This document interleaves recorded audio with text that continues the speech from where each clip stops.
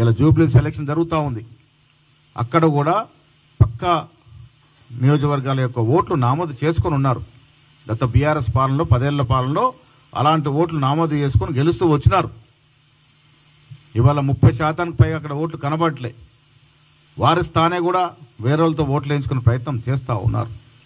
ఇదంతా కూడా BJP party లోపాయకారి సహకారంతో బీఆర్ఎస్ పార్టీ ప్రక్రియ పాల్పడే అవకాశం ఉంది. కాబట్టి ఎలక్షన్ కమిషన్ అప్రమత్తంగా ఉండాలని, మా కార్యకర్తలు కూడా అప్రమత్తంగా ఉండాలని వారిని నేను సూచిస్తా ఉన్నాను.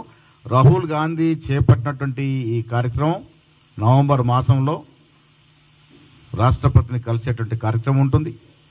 ఈ 5 కోట్లు ఇంకా అప్పటి వరకు 6 కోట్ల సంతకాలను సేకరణ అవుతే ఫిజికల్ కాపీస్ అన్ని కూడా మేము ఢిల్లీకి పంపించి రామ్లీలా మైదానంలో ఒక బహిరంగ సభ చేసి ఆ కాపీలన్నీ కూడా ట్రక్కుల్లో లారీల్లో తీసుకెళ్లి ప్రెసిడెంట్ ఆఫ్ ఇండియాకి సమర్పించి వారికి వాస్తవాలు వివరించే ప్రయత్నం ఏఐసీ చేస్తుంది.